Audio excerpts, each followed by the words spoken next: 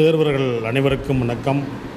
தற்போது அனைவரும் அவளோடு ஆசிரியர் தகுதி தேர்விற்கு பணியில் உள்ள ஆசிரியர்கள் தங்களை தயார் செய்து கொண்டிருப்பீர்கள். உங்களுக்காக ஒரு தொடர்ந்து அனைத்து வினாக்களும் பதிவு செய்யப்படும். தேவைப்படுபவர்கள் பயன்படுத்திக் கொள்ள வேண்டும். போன்ற வினாக்கள்லாம் நிச்சயமாக பரீட்சையில் கேட்பதற்கான வாய்ப்புகள் அதிகம் இருக்கிறது. இப்போ ஒரு அண்டம் அப்படிங்கிற ஒரு பாடத்திலிருந்து ஒரு 5 வினாக்கள் பார்ப்போம். தொடர்ச்சியாக இதில் ஒரு 50 வினாக்கள் இருக்குது. ஒவ்வொரு வீடியோவாக பதிவு பண்ணுவோம். தேவையானவர்கள் பயன்படுத்தி கொள்ளவும். ராக்கெட்டில் பயன்படும் தத்துவம், அதாவது ராக்கெட்டில் பயன்படக்கூடிய தத்துவம் அப்படிங்கிறது அதில் எந்த விதி அப்படின்னு கேட்டிருக்காங்க.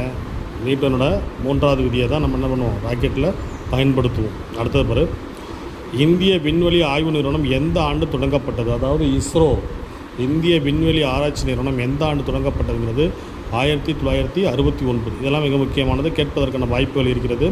நமக்கு பணிகள் உள்ளதுனால டிஎன்பிசி டிஆர்பி எக்ஸாமில் இருக்கக்கூடிய கேள்விகள் எல்லாம் ஸ்டாண்டர்டாக இருக்கும். அதெல்லாம் படிச்சுக்கோங்க.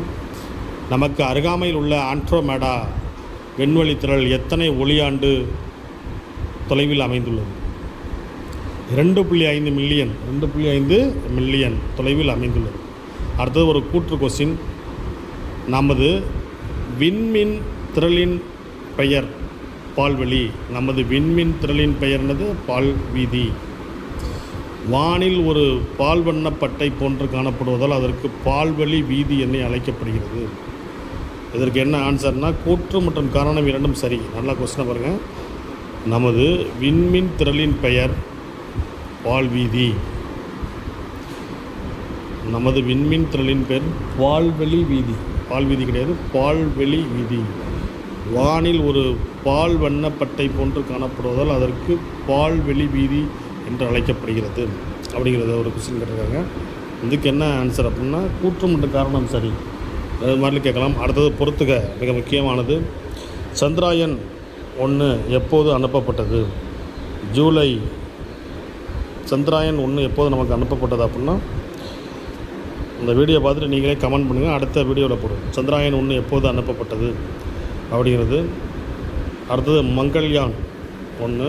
அடுத்தது சந்திராயன் 2 நாசா. இந்த கொஸ்டின் மட்டும் ஆன்சர் சொல்லாமல் இருக்கும். நீங்கள் இந்த வீடியோ பார்த்து கீழே கமெண்ட் பண்ணுங்கள். நிச்சயமாக அடுத்த வீடியோவில் தொடர்ச்சியாக சந்திராயனுடைய அந்த பொறுத்துக்கான ஆன்சர் சொல்லப்படும். ஏன்னா நீங்கள் ஏதாவது ஒன்று கண்டுபிடிக்கணும்ல. அந்த வீடியோ பார்க்கும்போது சும்மா சாதாரணமாக பார்த்துட்டு போகிறத விட உங்களுடைய தேவைக்காக தான் நம்ம இது ஈஸியாக இதெல்லாம் ஏன் இதை போடுறோம்னா, நீங்கள் என்ன பண்ணலாம், ஈஸியாக நினைவுபடுத்திக்கலாம். அவ்வளோதான். இப்போ நாங்கள் சொல்கிறத விட ராக்கெட்டில் பயன்படும் தத்துவம் என்ன தத்துவம் அப்படின்னா ஒரு வாட்டி காதால் கேட்கும்போது நமக்கு மறக்காமல் இருக்கும். பரீட்சைக்கு போனாலும் படிச்சுக்கிட்டு போனாலுமே நமக்கு அதாங்கிற ஒரு ஆப்ஷன் வரும். ஏன்னா நம்ம இன்றைக்கி பல்வேறு வகையான சூழல்களிலிருந்து படிச்சுக்கிட்டு இருக்கோம்.